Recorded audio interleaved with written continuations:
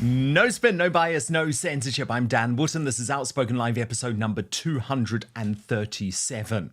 And developing today, after the distrust in British society with our decision makers, politicians, and even the police were laid bare after the incident in Liverpool, both Katie Hopkins and Dominic Cummings have offered a chilling warning of a forthcoming civil war in the United Kingdom.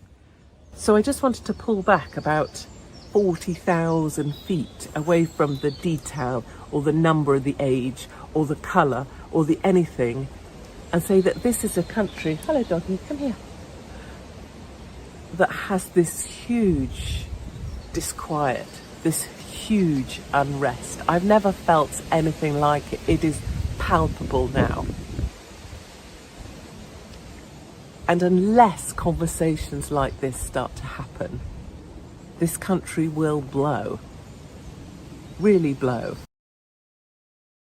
The gulf between perceptions outside London and perceptions inside Westminster is, it's now very common to have discussions outside London with normal people where they talk about coming civil war, about how their area is going to crack up, what they can see around them, and how frightened they are for the future.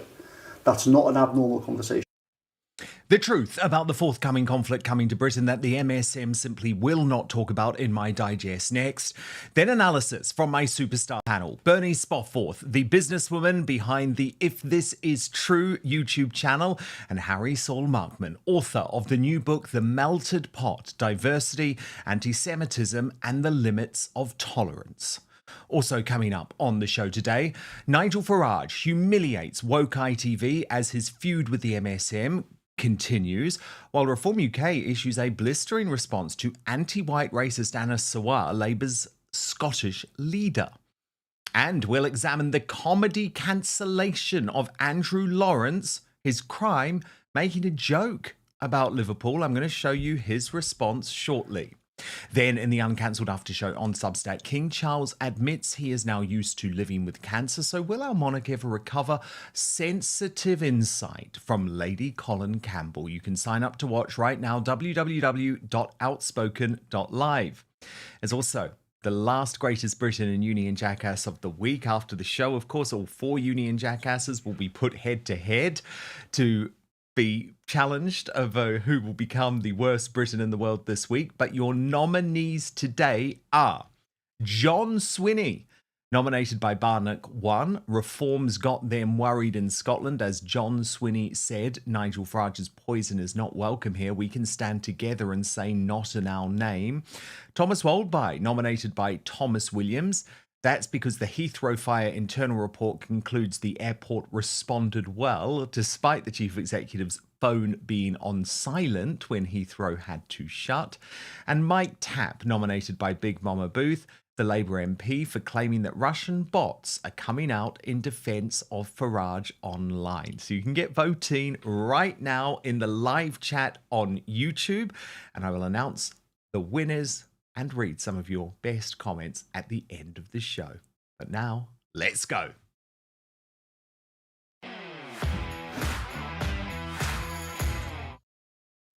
It's so easy to blame terrified and honest British patriots every time there is unrest about yet another atrocity decimating our once great country.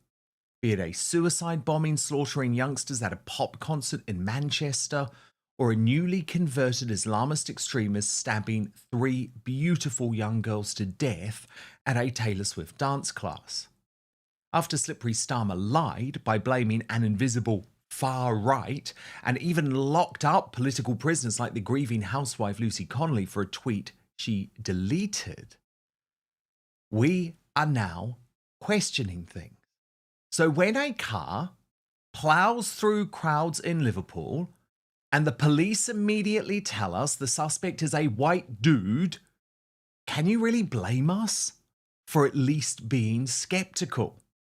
Especially given for years the woke world has meant that the ethnicity of offenders, including dangerous terrorists, is withheld in a desperate bid for information control. That information control is about keeping Brits in line, not asking any questions, about how mass uncontrolled immigration and the unmitigated disaster of the invasion of our southern border via small boats and lorries has forever smashed our safety.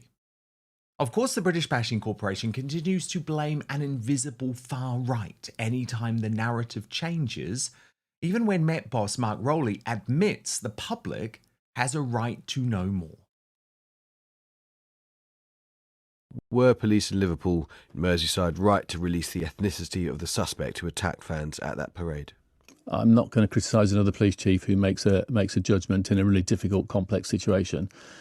Every case needs judging on its merits. I think as we go forward in the future, we would always want to be more transparent in terms of the data we release. Sometimes the nature of the investigation, the nature of the case makes that difficult. But in principle, of course, transparency is good. It's completely understandable how, especially given the circumstances of the last few days, you wouldn't want to criticise someone else. But can I just air the concern that Dal Babu, a former senior Met officer, gave to us? He said there's two potential problems if you do what police in Merseyside have done. First, that the far right will say, well, you've only named him because he's white, and that's a kind of form of racism. And secondly, it creates this expectation that police will always do it, so that in future, if police don't declare the ethnicity of a suspect, that could feed online conspiracy theories. I mean, as a broad principle, do you think moving in the direction of naming or declaring the ethnicity sooner is the way to go?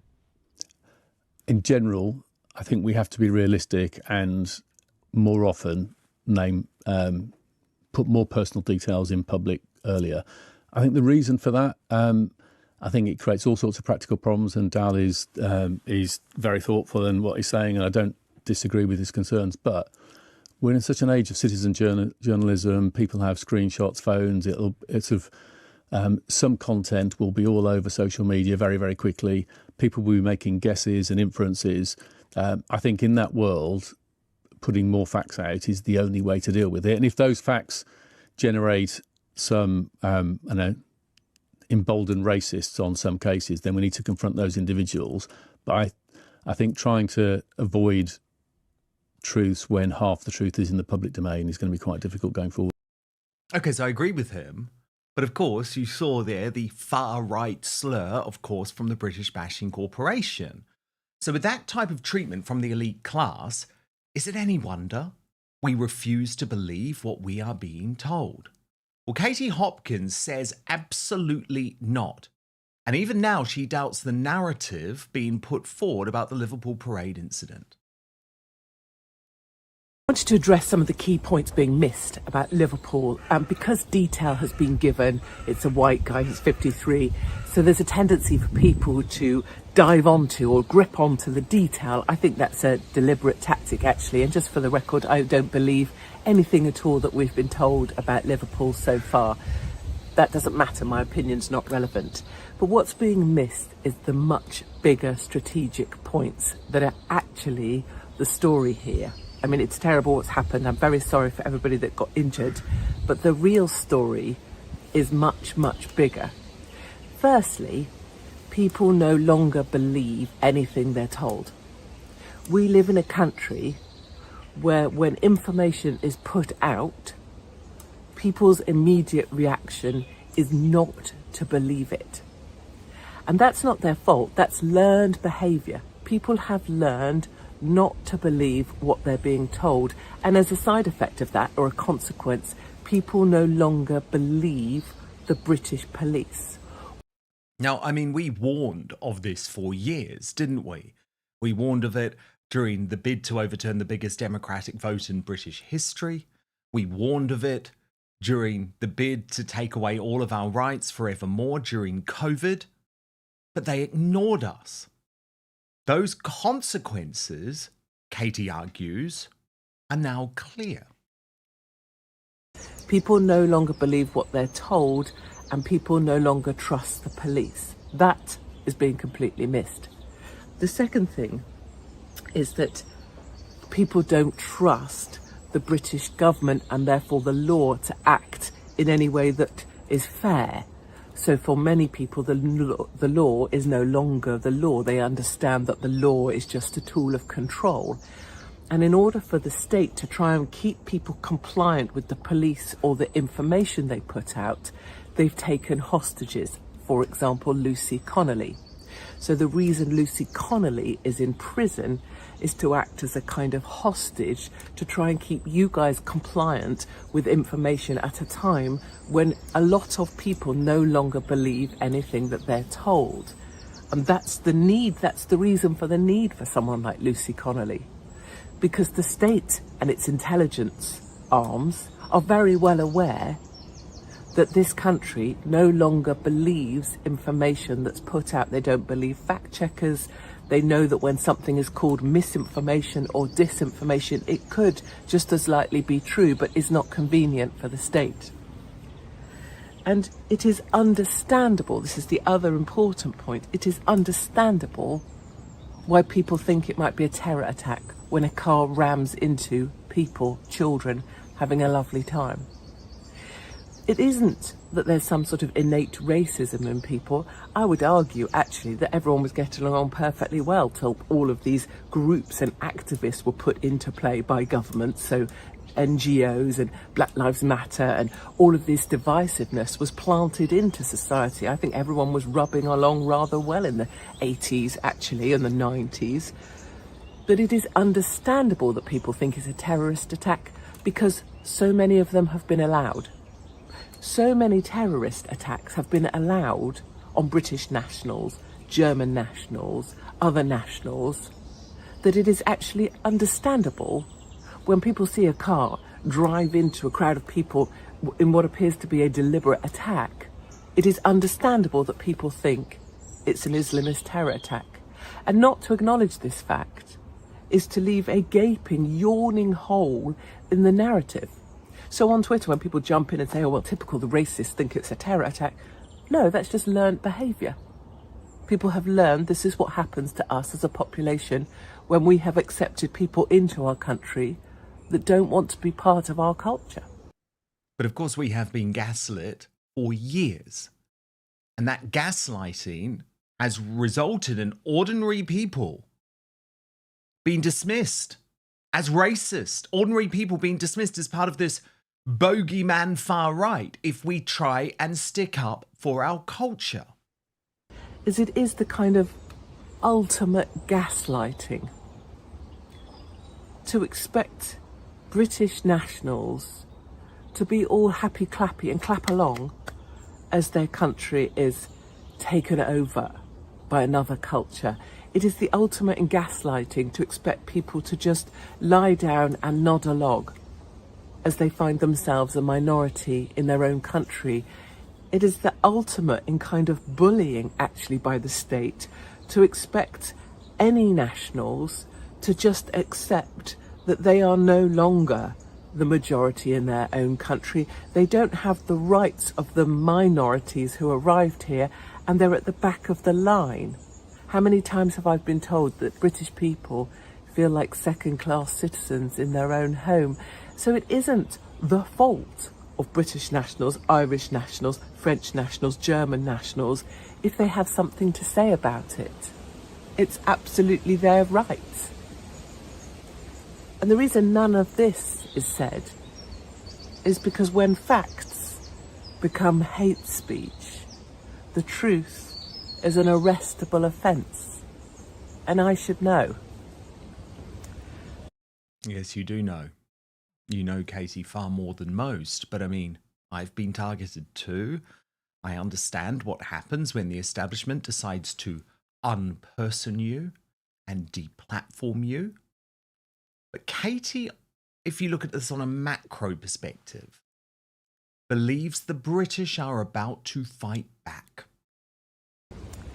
So I just wanted to pull back about 40,000 feet away from the detail or the number, the age or the colour or the anything, and say that this is a country, hello doggy, come here, that has this huge disquiet, this huge unrest. I've never felt anything like it. It is palpable now. And unless conversations like this start to happen, this country will blow. Really blow. I agree, because we see our society being torn apart before our very eyes, putting our property and loved ones at risk every day. I mean, in London, Sadiq Khan, as Robert Jenrick put it, is driving a proud city into the ground. Law breaking is out of control, so he decided to act.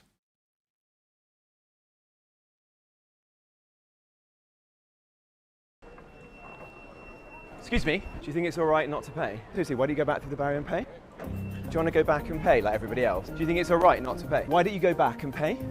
You can say off as much as you want. But everyone else has to pay. You're carrying a knife, do you say? Nearly 1 in 25 people using London's public transport aren't paying for it. So there's 8 officers down there, but 1 minute away, that gate's wide open.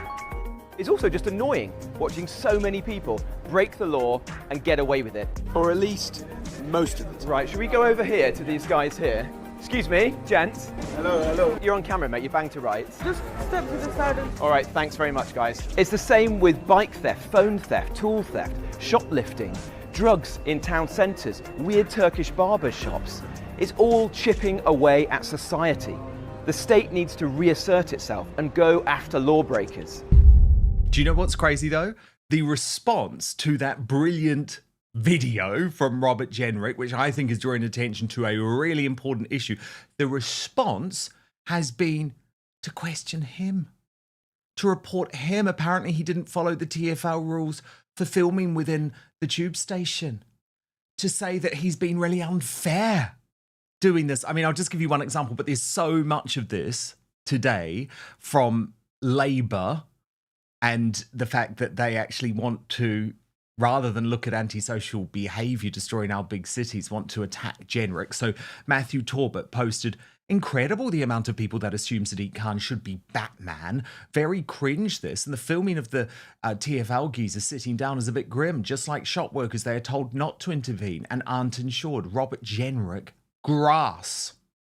And that sums up, that approach, that response sums up why we and our society in decline. And the state's solution, and I know that you know this, is to try and control the narrative through censorship. But Donald Trump, thank God, is going to make that more difficult. The Daily Telegraph reports today, British officials face being banned from the United States if they are found to have breached the free speech rights of American citizens. Marco Rubio, the US Secretary of State, said foreign officials complicit in censoring American citizens and media companies will be denied entry to the US. The visa ban could apply to individuals working for the off-communists, the regulator responsible for policing Britain's online safety laws. The US State Department has repeatedly raised concerns over the law's capacity to curtail freedom of speech. The announcement is understood to have taken British officials by surprise. Diplomats were seeking clarity from the White House last night. Announcing the measure, Mr. Rubio said, for too long, Americans have been fined, harassed, and even charged by foreign authorities for exercising their free speech rights. It is unacceptable for foreign officials to issue or threaten arrest warrants on US citizens or US residents for social media posts on American platforms while physically present on US soil. He went on to highlight online, saying it is similarly unacceptable for foreign officials to demand that American tech platforms adopt global content moderation policies or engage in censorship activity that reaches beyond their authority and into the United States. And while I'm absolutely delighted with Marco Rubio, the State Department, Donald Trump caring about our lack of free speech here, caring about the fact that Lucy Connolly is behind bars, it is a tragedy and an indictment on our elite class that Great Britain, the inventors of free speech, are now having to rely on America to try and save us. Now, for reaction and analysis, the Superstar Panel.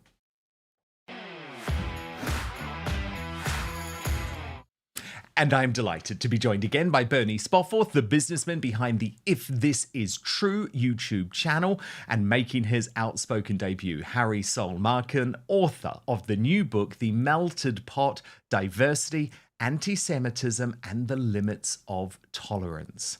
So, Bernie, you've been at the pointy end of this. You understand what Katie Hopkins is talking about in terms of lawfare, in terms of targeting, in terms of the ability to try and take away people's free speech. You were obviously arrested, put in a prison cell for about 3 days after the Southport massacre. But what's of real note to this conversation is I believe that you have spoken to US officials who are concerned about this retraction of free speech. Yeah, so late last year, after that whole hideous debacle, of which I found out subsequently that the only people held for 36 hours in a police cell without being charged are terrorists and murderers. That's what I'm told by lawyers, by barristers. It's unheard of. And later on last year, I was invited to go and speak to a commission, and it was the House Justice Committee and their opposite numbers in the Senate. And they'd sent a party across to the UK because they were incredibly concerned about what had happened and how people were being treated for getting things wrong, perhaps, and then deleting them, or for saying things that the government didn't want them to say. And I sat in this enormous room with the ambassadors and lawyers and incredibly senior people from America who were open-mouthed at the online harms bill and how it would impact them and how it would impact other countries. And this is fresh from the the Justine Ardern, the government is your single source of truth, right? So we're just coming out of that COVID complete disaster where we were all told that whatever the police say, whatever the media say, whatever we say is your only truth. And the Americans, of course, have a completely different way of doing this. And they thought we did. And they were heartbroken and horrified because before they'd come to the UK, they'd been in Brussels and they'd met with the German delegation. And the German delegation were terribly professional and very kind, but they had made it absolutely clear that the only speech that was going to be allowed on the internet or elsewhere was speech that was approved by the government. And when they came to the UK and they read the online safety bill, they were absolutely horrified because if you drill down into that, that's exactly what that says too. So misinformation, disinformation, and the new word malinformation. I don't know if you know this, that's a new one.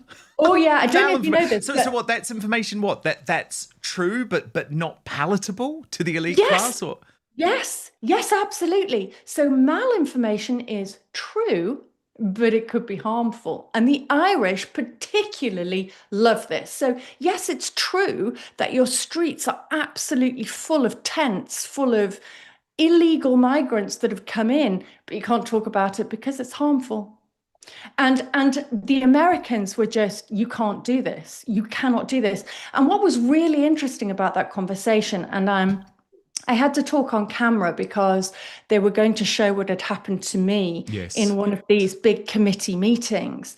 I spoke to the head attorney afterwards, and he said, do you know, we're not worried about the next 4 years because Trump will get in. They were quite sure about that, as was the attorney from the Senate.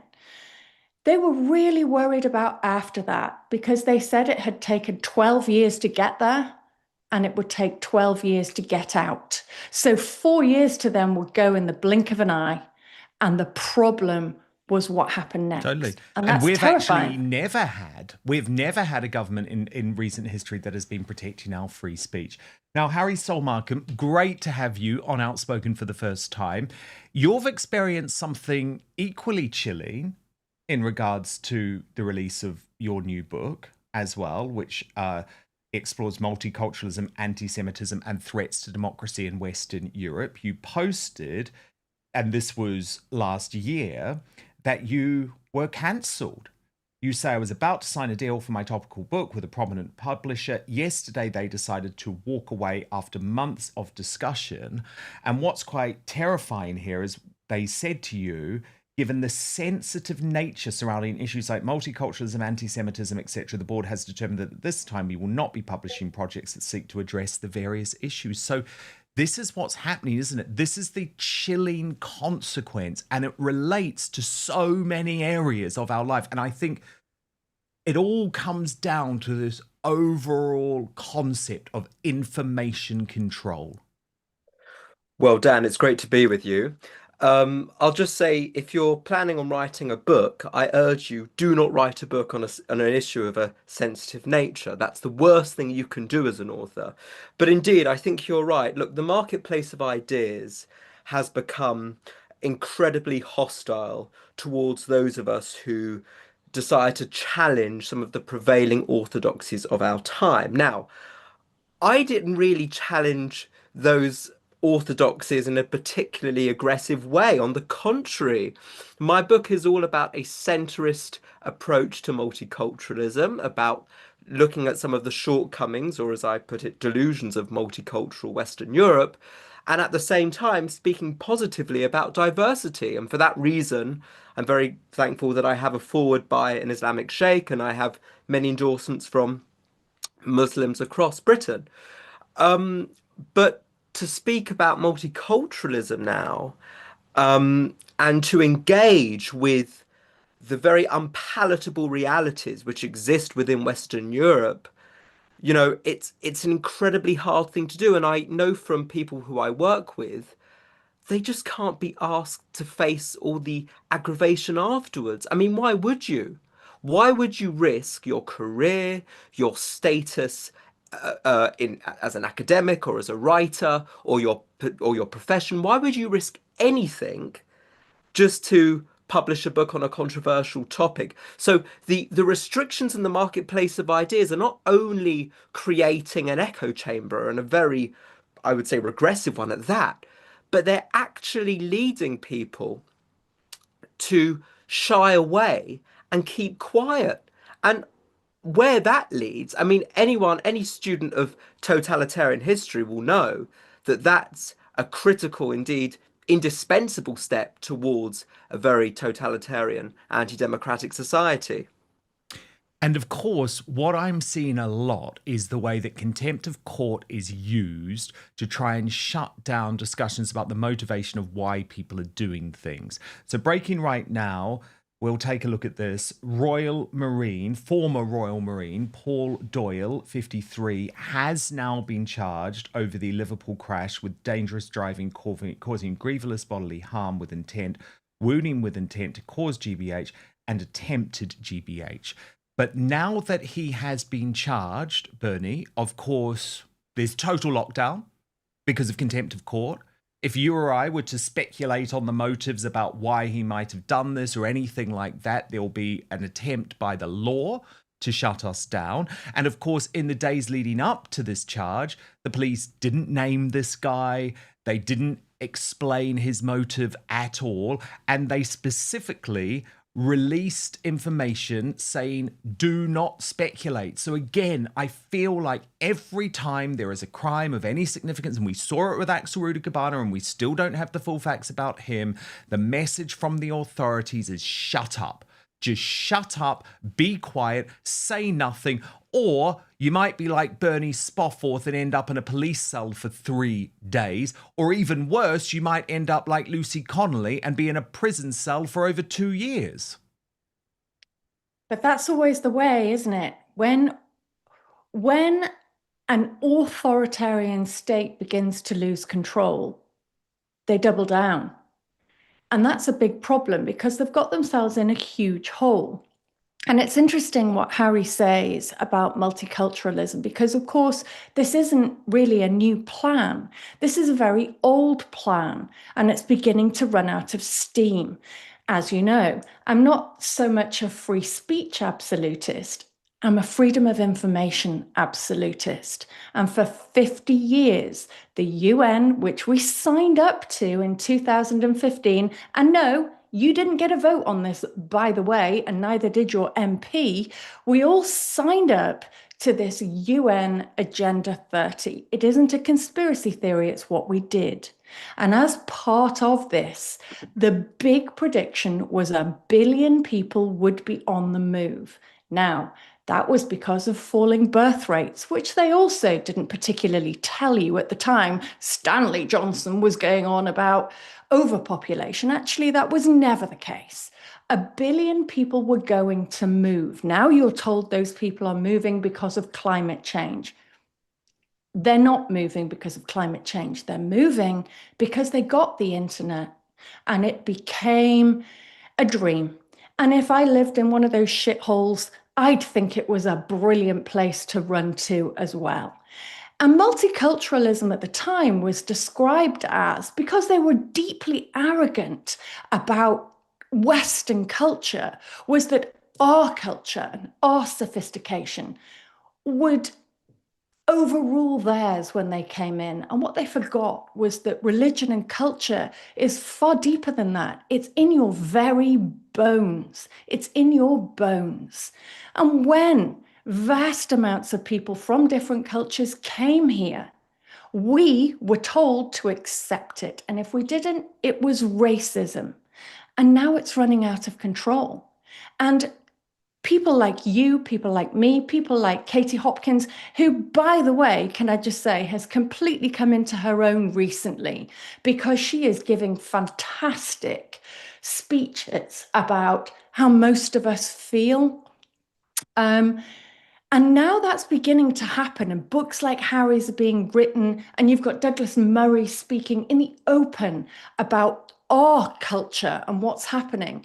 The government and the UN know they're losing control, and the only way they can think, because we're too stupid to have the conversation, don't forget, we're all too stupid, is to control us.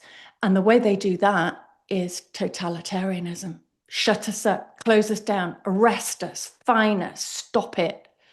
That's what the online harms bill is all about. It's what it's all about, is shut us up because they can't possibly admit, not ever, that they got it wrong. It's not just Katie Hopkins who is now warning of civil war. Boris Johnson's former senior government advisor, Dominic Cummings, has issued a chilling warning to the elite class, who he says are completely out of touch in their Westminster bubble, and in fact, the biggest threat to the United Kingdom and the biggest failing throughout the country is the idea that society is so close to breakdown that violence, both ethnic and religious, is just around the corner. We'll continue our analysis with Bernie Spofforth and Harry Saul Markham in just one moment. But first, here's what Dominic Cummings told Sly News. The gulf between perceptions outside London and perceptions inside Westminster is, it's now very common to have discussions outside London with normal people where they talk about coming civil war, about how their area is going to crack up, what they can see around them, and how frightened they are for the future. That's not an abnormal conversation to have now. But that's not seeped through to Westminster. Westminster is always the last place to see these kind of dynamics, has been for 25 years while I've been Civil war, watching. in what way? What do you mean? People are very... Between who and who? People are very worried in large parts of the country about the crack up in order around them, the visible breakdown in order. So crime, broken communities. Police vanishing from the streets, no-go areas. It's all of the... obviously as well, like you have creaking or broken infrastructure in lots of these places where the police station is closed down, can't get an appointment with the GP, need emergency treatment from the NHS, can't get it. So there's a kind of general feeling of, all around my local community, each of the critical bits of thing that I rely on in my life, all of these things are breaking. Meanwhile, I haven't had a pay rise in often 15 years. Yeah. A real terms pay rise in 15 years. Then he explained what the consequence of that is likely to be. these dynamics are getting worse and worse, and Westminster is always the last place to realise it. And in my opinion, this gap is getting more and more dangerous, and it's also obviously why you can see people turning to Farage. Collingwood summed up his more detailed analysis on his latest Substack, and it is worth going through these key points. Dominic Cummings reveals that inside the components of the deep state responsible for national security, there is growing, though still tiny, discussion of Britain's slide into chaos and the potential for serious violence. The reason the state came down so hard on white rioters and protesters last year, despite at the same time essentially surrendering to other groups, was an aesthetic revulsion in SW1 at the Brexit voting white North and incoherent Whitehall terror of widespread white English mobs turning political and attracting talented political entrepreneurs. The last thing the state wants to see is networks that see themselves as both political and driven to consider violence. Parts of the system increasingly fear this could spin out of control into their worst nightmare. Whitehall pathologies are responsible for pushing these spells to the brink of breaking. Senior people in the UAE no longer want to send their kids to be educated in Britain because they'll come back radical Islamist nut jobs. The state has spent 30 years destroying border control and sane immigration policy. He said the Home Office makes a concerted effort, a jihad, to discourage highly skilled migration because they truly loathe such migrants, even as they actively prioritise migration from the most barbaric places on earth. The regime under which Britain has lived for the last 30 years also funds the spread of those barbaric ideas and repurposes laws designed to prevent the re-emergence of totalitarianism in Europe to defend organisations who spread said barbaric ideas. Deep state discussions and fears about the potential for serious violence in Britain have not seeped through to either MPs or the journalist class. Part of the reason for this is that the National Security Secretariat of the Cabinet Office, which has acquired power from other parts of the security intelligence system, is deliberately obscured from political control. So, Harry, that is a very disturbing warning, I guess, to the Westminster establishment from Dominic Cummings. Do you agree with him that at the moment our elite class seems completely out of touch about what might be coming? I do, but I would go deeper. I think that he's absolutely right, and Katie Hopkins also spoke about this, that there is a widespread sense of being disenfranchised and feeling disenchanted, and that the state is simply not fit for purpose. Indeed, liberal democracy is not fit for purpose. And when the ballot box and when a change of party and all the other kind of democratic processes are not leading to change, but are just, two cheeks of the same arse politics, as George Galloway might put it, people will feel the need to revolt. And that might well bleed into civil war and that kind of thing. But I think it runs deeper. I think this is a cultural, indeed philosophical alienation from the nation and what it means to be a citizen. Because for so long, those in power have failed to define, cultivate, much less celebrate a shared national identity. And people feel that they have nothing that binds them all together. And so people are not feeling just disenchanted from the state, but from the very sense of being a part of a country. They feel that the very nation state has been seriously undone in a profound, deep sense. And the antidote to that isn't party change, which is why I'm so terrified and which is why I wrote the book, because I want liberals to get their act together. People feel the change now will have to come through methods beyond the ballot box. And unless those in power, those in those liberal positions are willing to reclaim the conversations on cultural and philosophical alienation from society, from the nation, then people will find alternatives. And I think people haven't read enough of Hannah Arendt to realise that when the nation state is in decline, that's when totalitarian forces fill the vacuum.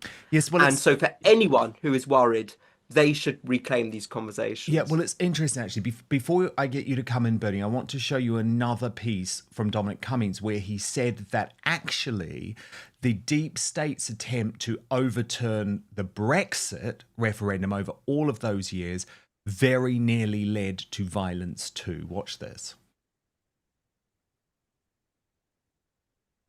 Boris came in summer 19 and said, like, will you come in here? And I could have said no. And if we'd said no and just left the useless old Tory party to deal with it, then everything would have collapsed into an election. There'd have been a second referendum. Second referendum, well, would there have been a second referendum? Because, of course, probably what would actually, we now know what would have happened is the system would have melted down and then hit COVID. And then what probably would have happened, I think, is they'd have said, oh, well, we just can't do Brexit now. And I dread to think what would have happened. One of the main reasons why I did come back was I thought that more important than Brexit, or more important than Leave or Remain, was, do elections matter? And the way in which the establishment started to mobilise behind trying to cancel a referendum, I thought was much, much more destructive than anything else. So one of the main reasons why I came back was I thought that if you have a combination of Corbyn and the establishment essentially cancelling the referendum and saying to 17.4 million people, oh, the biggest ever democratic exercise, we've dicked around for 3 years because we don't agree with you, and now we're just cancelling it. Thanks very much, because no, we're not going to do what you want. I thought that would have been a much, much bigger political disaster than pretty much anything, and very, very dangerous. I think it would have led to a lot of violence. I think it would have led to a proper meltdown. Totally. I mean, he's so right, Bernie, he's so right. And that's why so many of us were so supportive of Boris Johnson and maybe quite disappointed with Boris Johnson over COVID. But it feels like, Bernie, we've now been talking about a decade where the British establishment, the deep state, is at war with us, the ordinary people. And eventually, we come back to what Katie Hopkins was saying, eventually, isn't something going to blow? Yes. And Harry's completely right, because the nation state is not the nation state anymore. And it hasn't been for 50 years. It's only been in the last 10 years that we've begun to realise that. So after we joined the EU, of course, we outsourced all our talent. All of our decisions were made in Europe. We followed all of those rules. Harry's right. That the identity, our culture became part of this globalist ideal. And our governments, our civil service, which I'm presuming Dominic Cummings really means, the quangos, 300 of them, 27 new ones from Labour, they are unelected groups of people who override the will of the people, and they override MP representatives that we have, because they have to go along with the hundreds of international agreements we have signed. And some of them are not legally binding, but our country considers them morally binding, and we will not deviate from them. So things like the Migrant Pact, things like the Paris Agreement for climate are things that we signed up to, not for the good of our people, but for the good of globalists and a small amount of people. And what that's done is it's torn apart the fabric of the country, because there is no leader. Nobody is fighting for us. They all appear to be fighting for other countries, those poor people over there, those poor people over there, and nobody is fighting for us. And hundreds of years ago, of course, the normal working class British people were just the serfs. They did as they were told. But with the advent of the internet and more information, which of course they're trying to stop, we are more aware. And if there's going to be a revolution, then it will come from the people who want the information, are gathering the information. And the government is probably right to be afraid. I don't know when that will come, because I think that requires a leader, and there isn't a leader yet.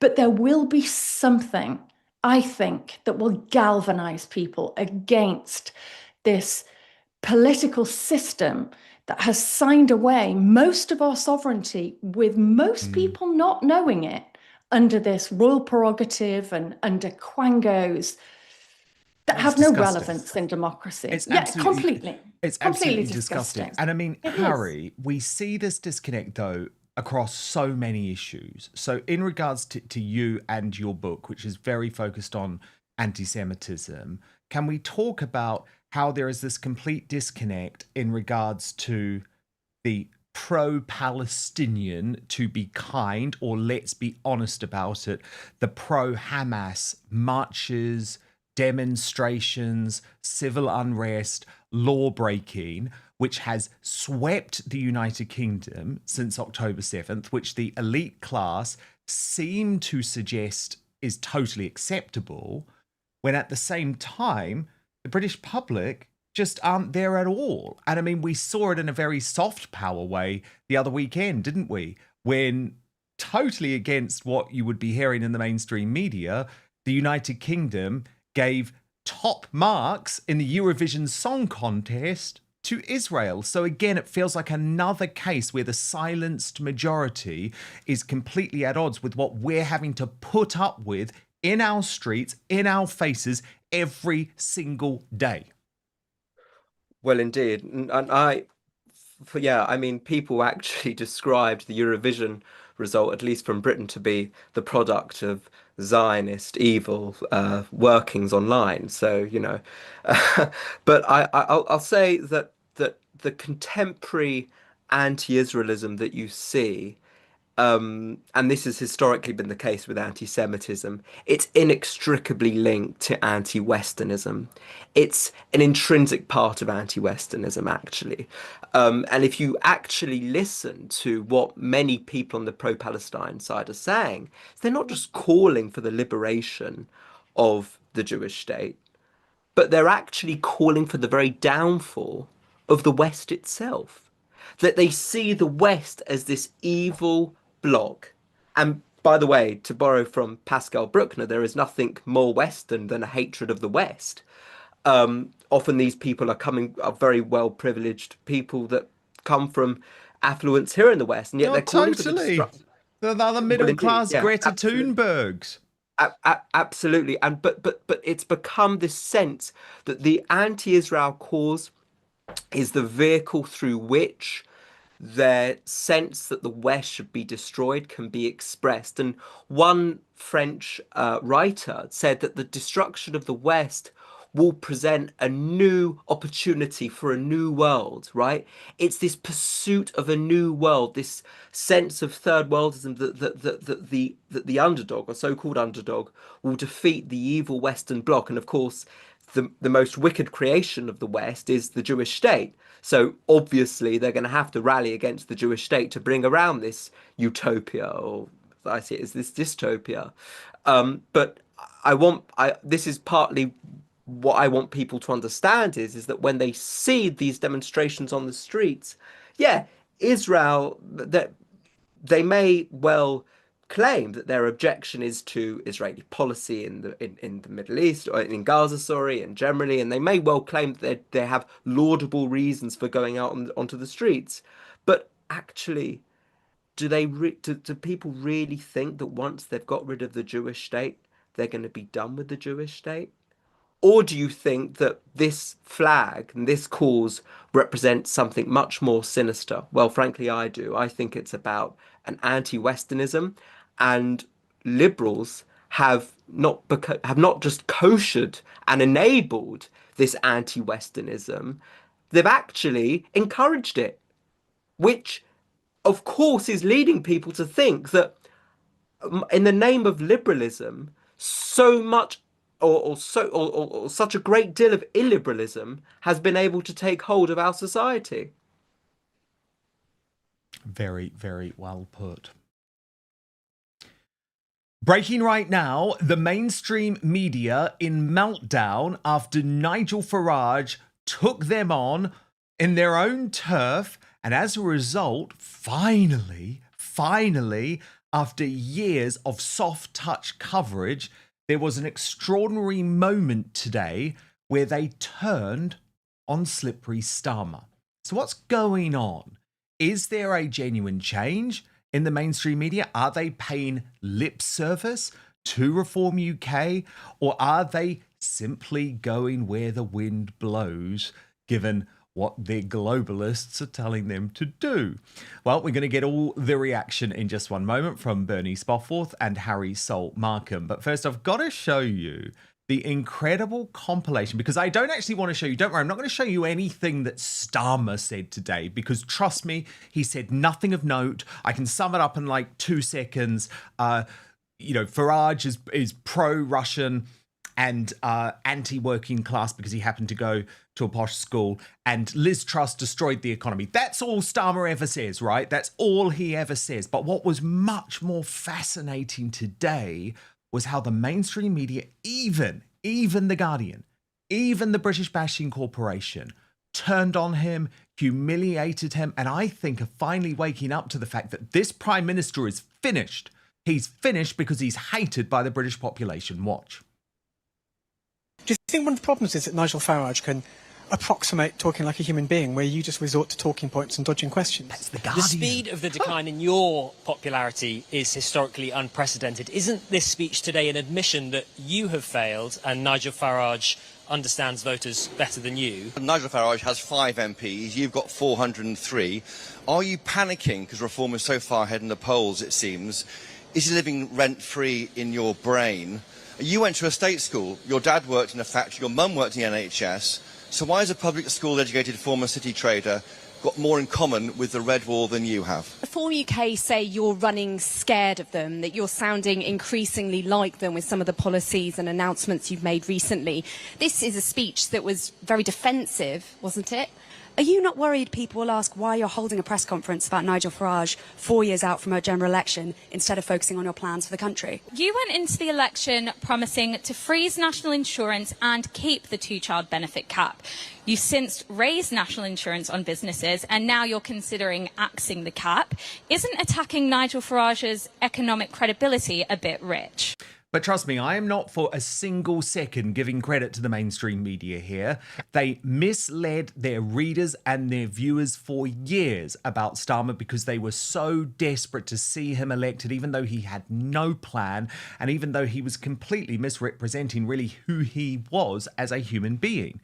Since he's entered number 10 Downing Street, there's been absolutely no attention on the big stories connected to Starmer, everything from the truth about the shape of his family, what's really going on with Lord Ali, and most recently, the Ukrainians have been arrested for firebombing his house. So I'm not giving credit to the mainstream media here, but I'm wanting to explain to you what's going on. The mainstream media know that Keir Starmer is toast. The guy is finished. It is only a matter of time. And what will end up happening, and this will be in part because of the push from the mainstream media, is that we will get a government to go further to the left.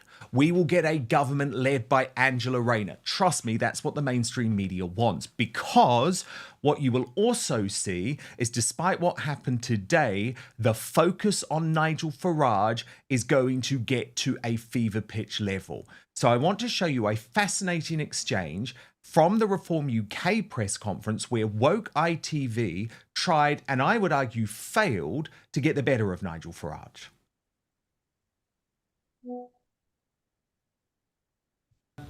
You were certainly right about one thing in your speech. We do want to know how you're going to pay for the policies that you've announced today. You've mentioned a couple of pretty big measures that will bring in savings, but even those won't quite cover the cost of your already announced tax plans, like the 20,000 threshold. So what I'm wondering is, are you going to tell us today how you're going to pay for winter fuel allowance, for scrapping the 2-child benefit cap, and for the new married couples allowance? Are you going to tell us how you paid for these measures that you've announced today, or have you got a magic money tree growing in your back garden?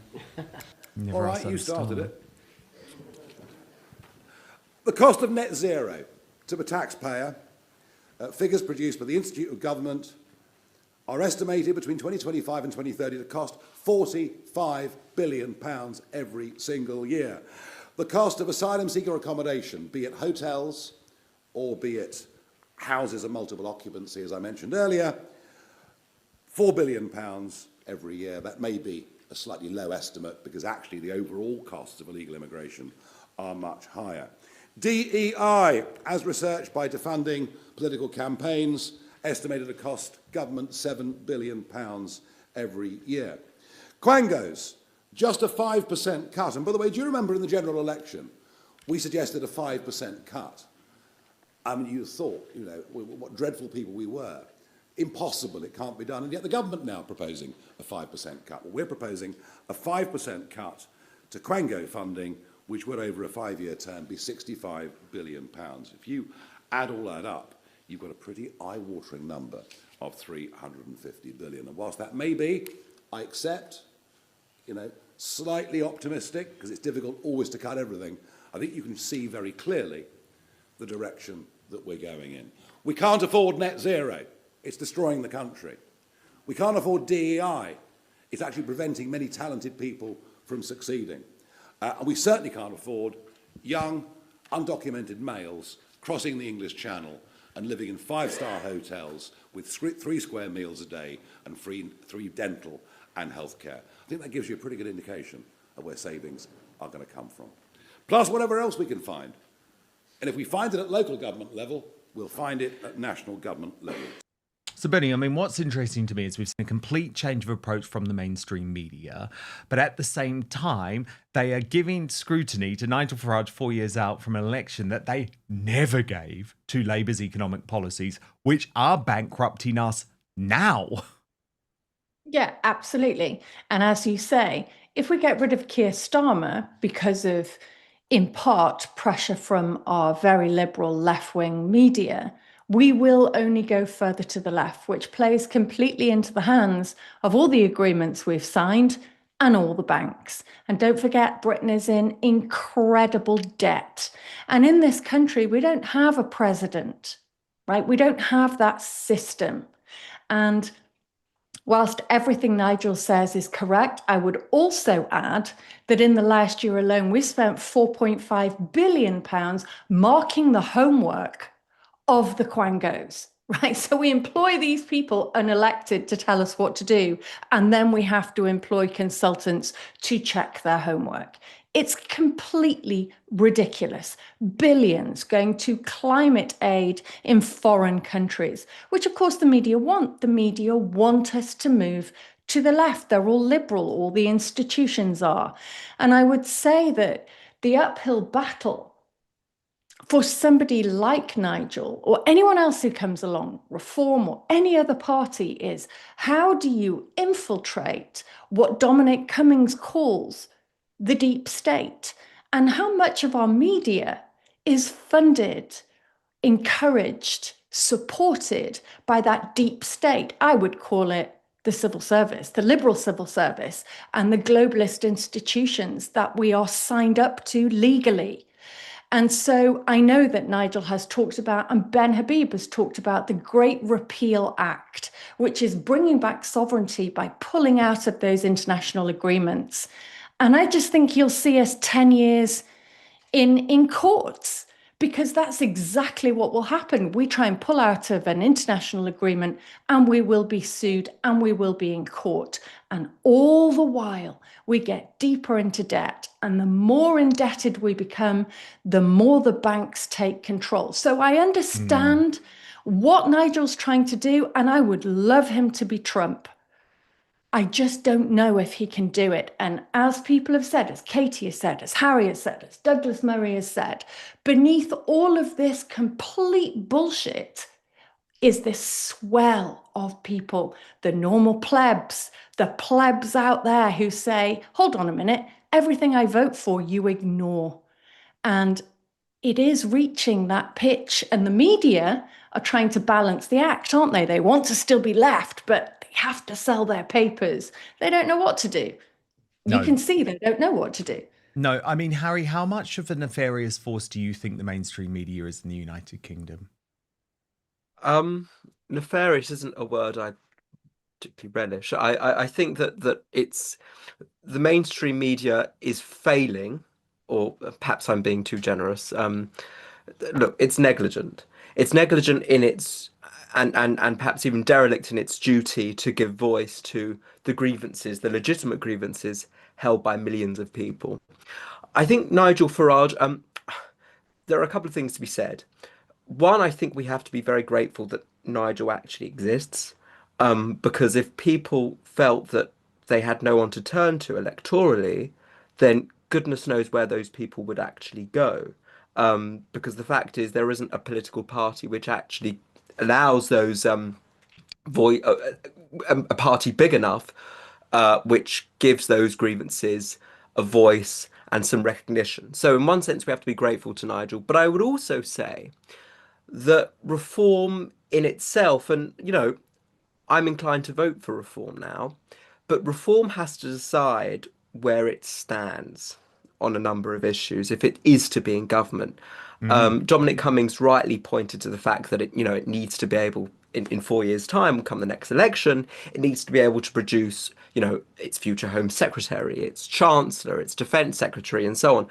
But it also needs to establish, is it, as Peter Hitchens might describe it, a Thatcher tribute band?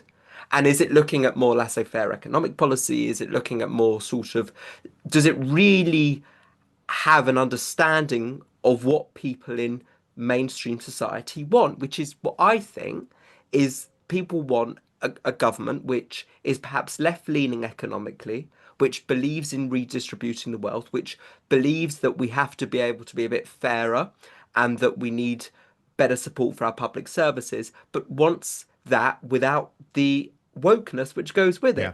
Well, to be honest, I think you're going to be happy then, Harry. I think you're going to be happy because I think that's exactly where Reform UK are going. For a guy like me, there's a big disappointment there because actually I think we have a right in this country. We deserve a true party on the right, a true small c Conservative party. And unfortunately, at this point, I don't think that's where Reform are going. But I do also want to show you another row that has kicked off. If you look at the front page of the Daily Record today, you'll see massive row between Nigel Farage and Anas Sarwar. So, of course, the Daily Record's gone fully on Sarwar's side. Nigel Farage is poison. But I would argue it's actually Sarwar who's spreading poison. Watch his latest video slamming Farage. For Nigel Farage, this is what Hamilton looks like. I know for you, you probably think it's just a show in the West End of London. So I suggest you ask your chauffeur to put Hamilton into Google Maps. You get up here. I can challenge you in your views. You can challenge me on mine. And we can see what the people of Scotland think of you. We don't want your divisive politics. We want to change Scotland for the better. I mean, what's clever about this, right, is the lines are funny, clearly written for him by his advisors, and actually he's using social media in a very Farage-like manner. So that's clever. But what isn't clever is the fact that actually the issue that Farage and Reform UK have raised with Anas Sarwar is about his introduction of sectarianism and division, and let me say it, anti-white racism into the discussion of Scottish politics. And he has done that. So all of this sort of like row is trying to divert from the fact that actually Sarwar is a guy who I think is incredibly divisive. It's not Farage that is bringing sectarianism and division and anti-white racism to Scotland. It's Sarwar and it's Labour. So this brand new Reform UK attack ad hitting back, I think is very effective. Watch. Every director of a department in Scotland, white. We believe in meritocracy. Every editor of a news organisation in Scotland, white. We don't care about skin colour. Every principal of a college or university in Scotland, white. We don't care about orientation. Every head teacher in Scotland, white. We couldn't care less who you are. Every chair of a public sector body in Scotland, white. We care whether you share the values of this country. So I think Anas Sarwar trying to act like a man of the people, Bernie, is going to be difficult now, given, remember, Scotland is a 95% white country. I absolutely hate it. I don't engage in conversations where colour is a defining factor. I think it's wrong. I think it's wrong to engage culture in the same way. As far as I'm concerned, the best person for the job, that's it. I don't care what colour you are. I don't care what orientation you are. I don't even care particularly where you come from. the best person for the job, who has got the country's best interests at heart. That's it. And the piece you showed of Nigel counteracting what he'd said is brilliant. That is exactly how this country should run. But I bring it back again. Everything, Dan, is a distraction. And I have to disagree with you, Harry. Ideology, just forget it. We don't have the money to be idealistic anymore. It's over. It is over. We have no money. There is no left. There will be no welfare state. It's over. And until a politician has the guts to stand there and say, we're completely screwed, then nothing will happen. And you know what the sad thing about democracy is? The more people on welfare, the more people will vote for welfare. And they will continue voting left until there's absolutely nothing left. That is what I believe. You can have the distraction about colour all you like, but that is all it is. Harry, do you want to come back? Yeah. I mean, I firstly, I agree with you, Bernie, to the extent that it's just such a condescending and patronising way of measuring talent to reduce it to someone's skin colour. I mean, honestly, I would hate for someone to give me a job or not give me give me any kind of extra opportunities by virtue of being a Jew. It's just insulting. I don't want it. And of course, the people who least want that kind of treatment are minorities themselves. Minorities don't want to be spoken to and condescended in this way. So I agree with you on that. I do agree with you that we are in a very desperate situation economically. There is no doubt about that. The question is, are we going to be a society which just, and I think that the dependency on welfare comes down to one question. Is work working? Is work paying, right? And the fact is, people actually feel, and particularly who left university, feel that society isn't giving them really any opportunities. I just think there is something quite deep about when I saw in Robert Jenrick's video about the people just, and I see this all the time in London, going through the barriers, and it's this sense that people just don't care about the society around them. They feel this sense that they no longer have a responsibility to the people around them. Because they feel like someone owes them a living.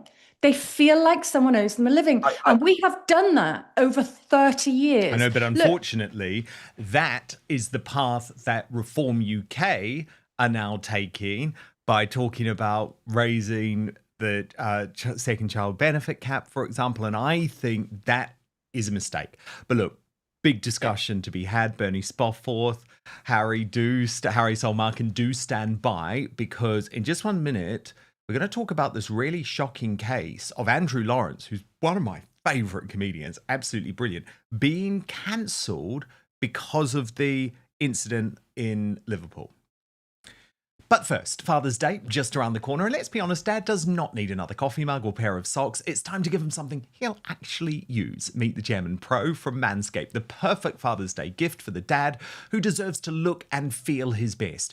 Now, this isn't just any razor. The Chairman Pro is a high-tech, dad-approved grooming upgrade. It's an electric face shaver that can tackle up to 5 days of growth and features 2 interchangeable blade heads. So whether he's cleaning up for golf, dinner, or just another accidental nap on the recliner, make sure he does it with style. The Chairman Pro, perfect for the dad who taught you how to shave and now needs a reminder how it's really done. Have him join the over 12 million men worldwide who trust Manscaped. Use the code Outspoken. You'll get 15% off your entire order at manscaped.com.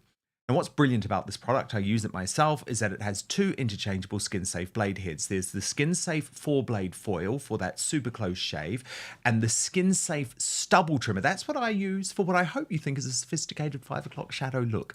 Both designed to help reduce razor burn and irritation so skin feels smooth and comfortable after every shave. Now, FlexJust technology features a 360-degree contouring head and blade that flex and adjust to the contours of the face and neck, helping maintain great contact on skin at every angle. It's waterproof, so it can be used in the shower or rinsed under the sink after use, making cleanup a breeze. And since Dad is always telling you to charge your phone, now he can take his own advice thanks to the digital battery display, which showcases the battery level so he knows when it's time to recharge. And with up to 75 minutes of runtime on a single charge, Dad can take his time getting the perfect shave. Manscaped comes with a 2-year warranty on all powered devices, giving you peace of mind with every use. So get your Father's Day a gift he'll actually use. You know it's just around the corner. This is your last chance. Get the Chairman Pro for 15% off today. Just use the code Outspoken at manscaped.com. That's 15% off your entire order with the code Outspoken at manscaped.com. But now, back to the show. Breaking right now, the comedian Andrew Lawrence has responded in typically boisterous and brave style to his cancellation after making a joke about the Liverpool incident, which has seen comedy creators and so many others turn on him. Now, you know me, I'm a bit of a free speech absolutist, and I certainly believe that when it comes to comedy, we need to go with the Ricky Gervais doctrine, right? Sometimes you're going to be offended. Sometimes you're going to think a joke is gross, is crude, is inappropriate, but that's the brilliance of comedy. And if you don't like it, don't buy a ticket to an Andrew Lawrence gig. Cancelling the guy is sick. Now, I know I'm going to have just said that, and then lots of you are going to hear the joke and think, oh, but Dan, he's gone too far. Well, good. That's what I want comedians to do sometimes, okay? It's not about agreeing with a joke or whether you think it's serious. The point is, it's a joke. He's a comedian. So brace yourselves. This is what got him cancelled. To be fair, if I was in Liverpool, I'd drive through crowds of people to get the F out of there as well. And of course, Andrew was making a serious point, because he was very disturbed by the fact that the mainstream media were going along with the police narrative about the fact that the driver was white. So he posted if he was brown or black, I'm quite sure they wouldn't have stated his skin colour. Everything being written about the Liverpool incident in the MSM reads as if it's being directed by the government and the security services. There is no free press in this country. This morning, legacy media outlets have in coordination all removed mention of the arrested Liverpool man being white from their headlines, having presumably realised their anti-white racism was on open display. Too late, we've seen you. And then he pointed out examples. First, the BBC had done that. Then the Mail Online had done the same thing. And so Andrew Lawrence is an ideological guy, right? Like, his comedy comes from a particular point of view. But sure enough, as you can imagine, the cancel culture hounds were immediately onto him, meaning Andrew had to announce that the event organisers who had hired our comedy club for the Andrew Lawrence night had cancelled the event. They said, we do not condone or support the comment that has been made online. It wasn't a comment, it was a joke. And we send everyone impacted by the tragic events in Liverpool our support and prayers.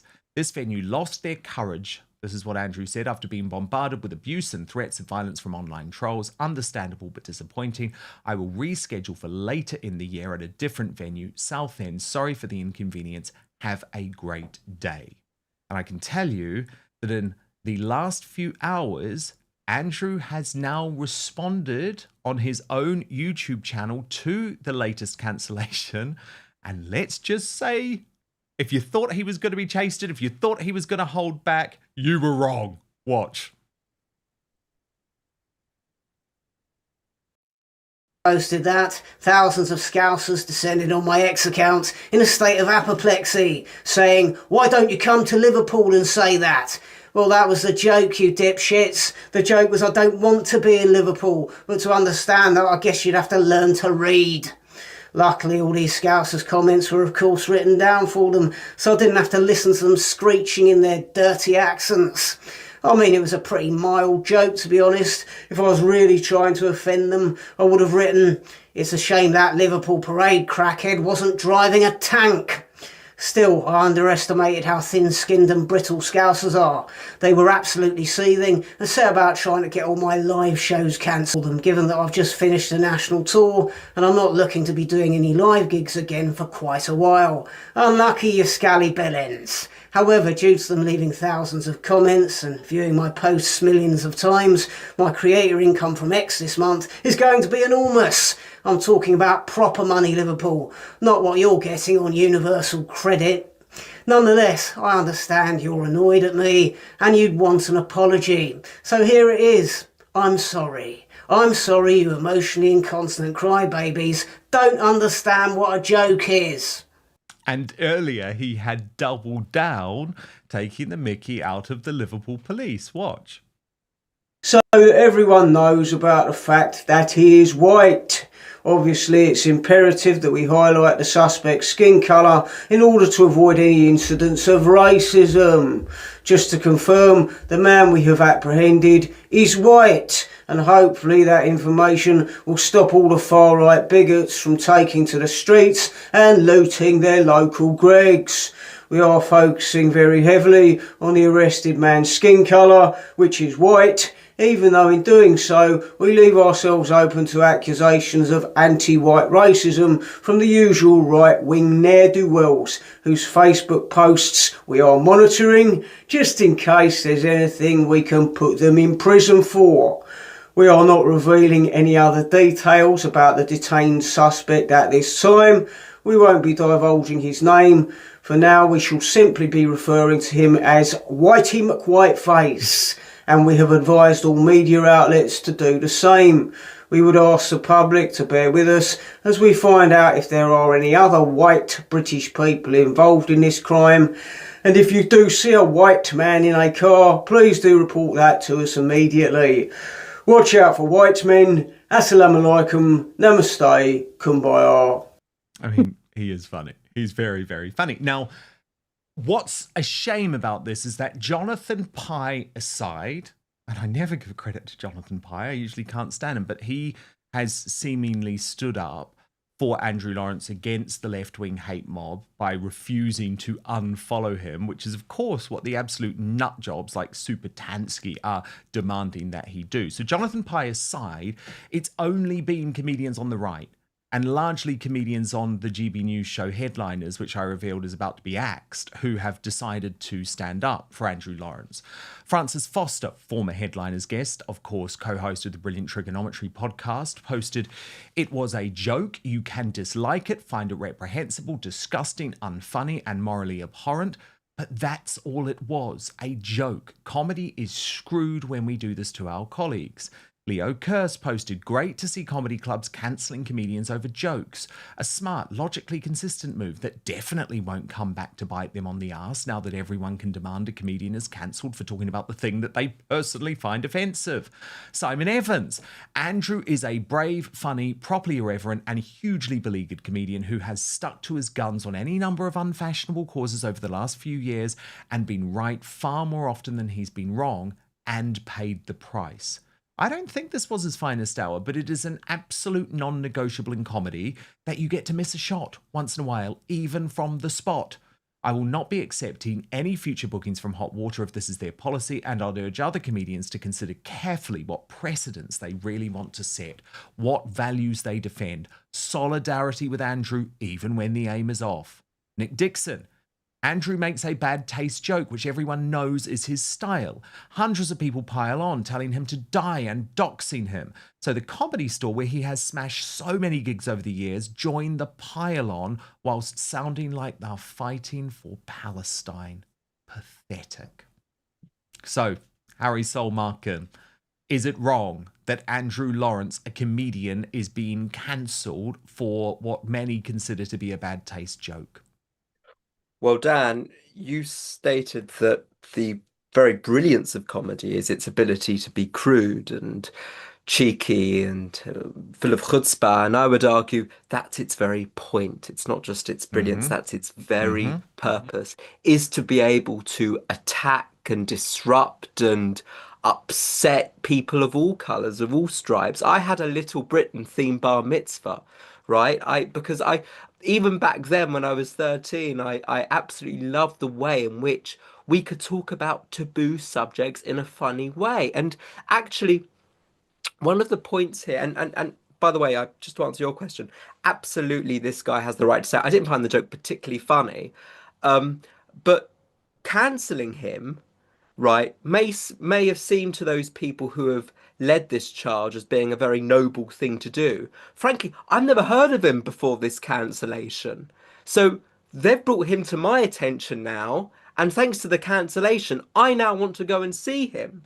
Okay, he is and the brilliant. same happened with You're gonna love him. He's honestly so good.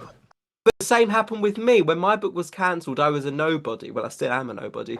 But when I got the cancellation, it actually boosted my profile considerably. And one of the last point I'll say here is that when did the left stop being funny? Right? We've seen a radical cultural shift now that it's the right who are really funny and satirical and dark, and that used to be the brilliant thing about the left.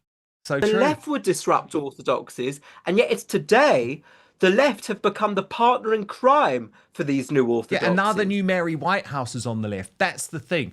And it's woke that did it. It is the infiltration of what Elon Musk calls the woke mind virus that did, I think, completely flip it on its head. Because the thing about the right or the anti-woke group, or however you want to call it, Bernie, is that we support free speech for everyone. Like, we are not saying that the left-wing comics should be cancelled. No, of course not. Because exactly as everybody has just said, and the commentators have said on X, it's a joke. If you don't find it funny, you've got a remote control. You don't need to go and see them. But it's there for people who think differently to you. And the big thing about free speech is it's always suppressed by those people who say, be kind, right? And the woke lot, because they say they believe in free speech, but only the speech that agrees with what they say. They say they believe in free thought, but only the thought that they believe in. And everybody else is subject to assassination and shutdown and cancellation. And I don't care about his jokes. I happen to live down the road from Liverpool. They're wonderful people. I absolutely love them. I'd rather go out for a night in Liverpool than I would in Manchester. Sorry, Manchester. But I would, because they're such massive-hearted people. And some Liverpudlians will have laughed at that, and some wouldn't have. What gives the woke the right to determine what I can agree with, what I can like, and who I can talk to? It's completely ridiculous, and we need to just put a stop to it. It's over. Just do not be bullied, like Katie Hopkins said. Don't be gaslighted. Don't be bullied. That was a joke. And I'm old enough to remember Joe Brand talking about throwing acid in someone's face. Yes. And she wasn't cancelled. No. She was applauded for how brave she was. Or the BBC with that comedy from Frankie Doyle. Is that Frankie Boyle? Frankie Boyle. Frankie Boyle. Where the comedian said, kill Whitey. And everyone laughed along. I mean, if that was someone on the right, they'd be in jail like Lucy Connolly for incitement to violence. And Frankie Boyle was the man who abused verbally, terribly, Katie Price's very disabled son. And nobody cancelled him. So the left have had this coming for a long time, right? You can't stop people speaking. They must speak. They must speak. Yes, absolutely. Just to end with some levity today, though, and I don't know if you've heard of her, Harry, but this is going to be your second comedian who hopefully you're going to love. Do either of you know Intel Lady, who's doing such a good job brilliant. as Angela Rayner? And she's so funny. And this is her latest, and I just wanted to share it so that we're ending on a good note when it comes to comedy. Deputy Prime Minister, proud Northerner, basic instinct enthusiast, and now fourth sexiest woman in the UK, Angela Rayner. That's not why I'm wearing the Ardap, by the way. This is to protect myself from all the dangerous 13-year-old white boys running around. I hope you've all watched that documentary, Adolescence. We watched it and we realised afterwards that everybody needs to have access to this vital documentary. So I said, look, why don't I team up with our Jess Phillips, because she cares very deeply about women and girls. Now we know what one of those is. So we've even set up an helpline, so if your parents are blocking you from watching this documentary, you can call the number 0891 50 50 50 and report them. And for everyone brave enough to report their parents, you get a £10 Greg's voucher. Oh, she's so good. She's so good. So I think you're absolutely right, actually. The best comedy at the moment is coming from the right, which is very, very exciting. Bernie Spofforth, of course, behind the brilliant YouTube channel If This Is True, which I recommend you all subscribe to. There it is. And Harry Saul Markham. Harry, tell us about the book. Where can we get it? Well, it's available in 3 days' time, hopefully at all good and not so good bookshops, but certainly on Amazon. And yeah, it's if you're looking for something which really tackles multiculturalism, the delusions of our liberal elites, and why society is in deep trouble, indeed crisis, and what we can do about it, then I urge you to go out and buy it. And amazing endorsements on this book, right? Stephen Fry, Claire Fox, Ian Hersey Ali, Stephen Pinker, all the kind of troublemakers. They're on the cover. They're on the cover. They're incredible people to get on the cover endorsing. Thank you. Well, I had to pay them. Loads. Worth it. Yeah. I'm very much looking forward to reading it. Thank you so much. Thank you. Harry and Bernie, my fabulous superstar panel today. Lots of comments coming in. Jenny Chilton writes, the more people that wake up now, the better. I feel like we are really going under unless they do. And of course, that's harking back to what Katie Hopkins said earlier in the show. Walter Fectra wrote, my grandparents survived the Blitz. They would be appalled at the direction England has been heading over the past 40 plus years. And in terms of my idea that Starmer is finished, Ego Chip wrote, well, we're screwed either way. The next in line is Angela Rayner, and she will make Starmer look benevolent and competent. And I completely agree. I completely agree with that, but I just do also believe that she is the next in line. Okay, time to reveal today's greatest Britain Union Jackass. Reminder of your Jackass nominees: John Swinney, who was put up by Barnack 1 because, he's gone nuts over Nigel Farage, said Nigel Farage's poison is not welcome here. Thomas Waldby, nominated by Thomas Williams because of the Heathrow fire report, which concludes the airport responded well, even though the chief executive's phone was on silent when Heathrow had to shut. And Mike Tapp, the Labour MP, nominated by Big Mama Booth for claiming that Russian bots are coming out in defence of Farage online. Let me get to the results. It's close today. Goodness me. In third place, Mike Tapp with 27% of the vote. The runner-up, Thomas Waldby, with 33% of the vote. But your winner is John Swinney, the Scottish First Minister. He's today's Union Jackass with 40% of the vote. So this is really exciting because immediately after the show, oh my goodness, I forgot last week, so I'm going to make sure I do it before I leave the studio. I'm going to put up on the community tab, on the post tab, all 4 Union Jackass winners, because then they go head to head to become the worst Briton in the world this week. So a reminder, on Monday it was Gary Lineker, on Tuesday it was Nurinder Kaur, on Wednesday it was Nicola Sturgeon, and on Thursday it was John Swinney. That is going to be fascinating, so look out for that in just a couple of minutes.